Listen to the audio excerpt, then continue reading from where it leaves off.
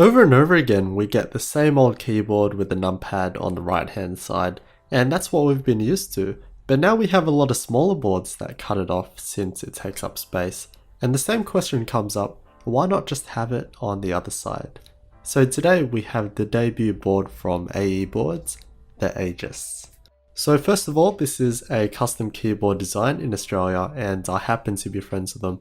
But as always, I will be honest in what I say, even though I'm never really scathing. And this is a build for someone, so I wasn't just given this to review.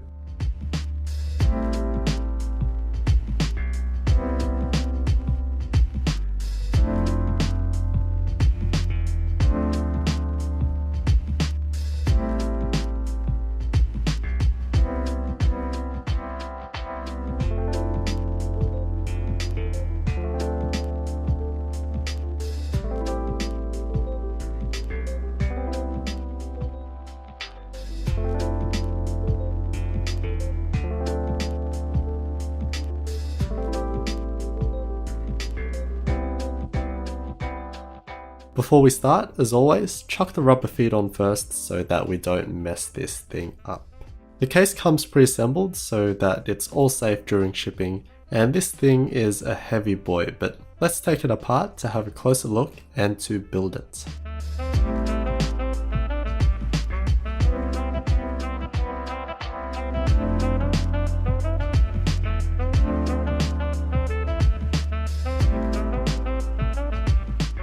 So we have three main pieces. The top piece is a solid piece of aluminium, so no flex at all, but it's the bottom piece that holds most of the weight. The anodized finish on both of these pieces is super clean, so don't mind the fingerprints and streaks, that's all me.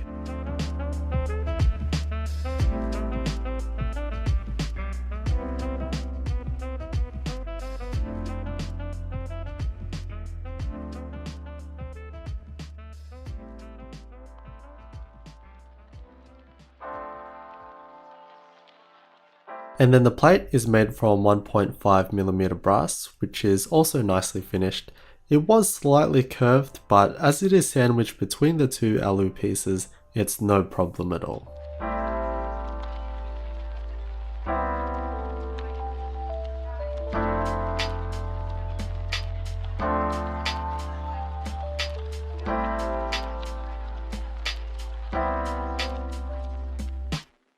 Here's the PCB with a nice matte black solder mask and some nice branding as well. And here's the layout support, which supports split backspace and right shift.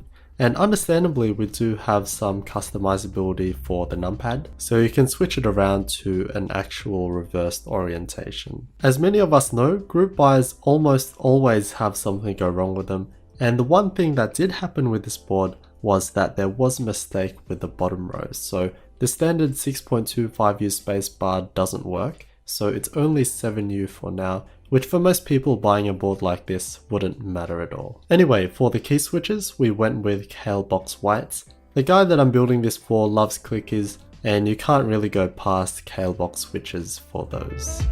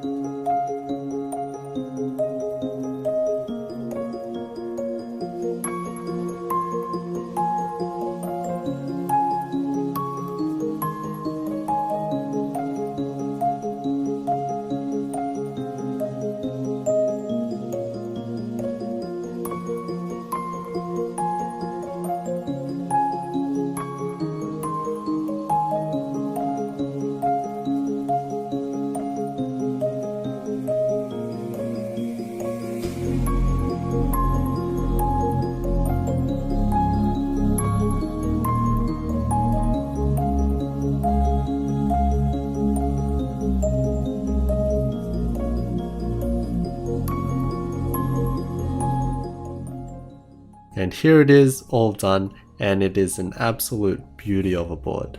This is the navy blue version, and again the anode is smooth as, blemish and streak free. However, at some angles you can see that color difference between the top and bottom halves, with the bottom being slightly darker. And the brass plate is exposed from the sides a bit and all along the back, adding a streak of color. And I think it works wonderfully with the navy blue, as it is a classic color combo. And it's discreet enough that it doesn't interfere with the whole color scheme that you choose to go with. And that brings us to the keycaps. We're only borrowing this set for the video, but this is the super clean GMK 9009 key set, and we did put on the pinkish accent keys first, but I felt that the green ones worked much better personally. Everyone knows GMK for their quality, and these are 1.5mm thick ABS caps and are double shot. So the legends are another piece of plastic and will never fade away. Being ABS though, they do shine over time, but that has become kind of a want with these. Back to the design of the board, we have sizable bezels at about 13mm, so we get to show off that metal with all that surface area, and it's softened by a chamfered edge all the way around. The side profile is much more showy, again with that brass, but also that curved line which gives it a bit more character. And on the bottom row, we have the sweet branding engraved, so there is no extra brass weight that we see on many customs, although this is basically a full-sized and it does have a brass plate, and it's already bulging at over 3 kilograms. We also saw before that we get this super sweet Rama cap with the AE infill logo, and it's a great extra touch to the package as a whole.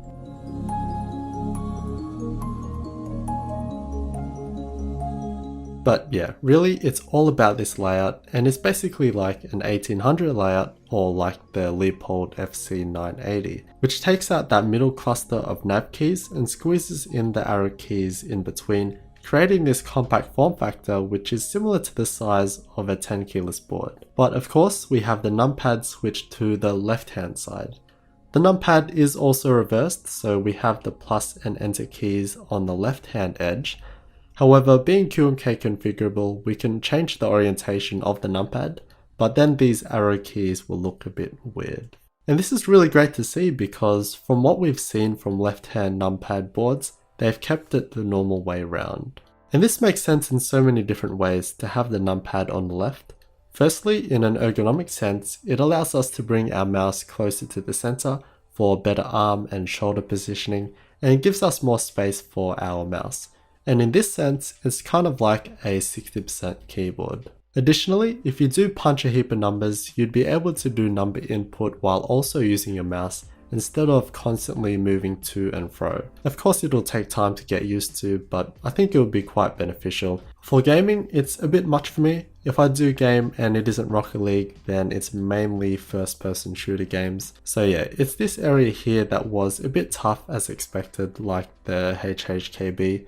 First and foremost, we don't have the standard control key which you'd use for crouching.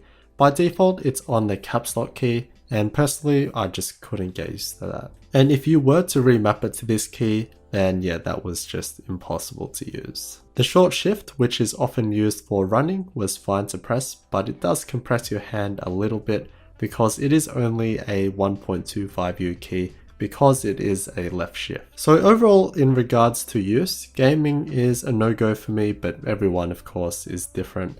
For casual use, it was absolutely fine, and I did enjoy having more real estate for my mouse. But where it shines is that left-hand numpad. Again, I'm not a huge number puncher, but I did love that two-hand operation with one on the numbers and the other on the mouse. Given time and patience, this really could become an efficiency booster for a lot of people. Again, we have the Calebox whites in this, which are lightweight clicky switches.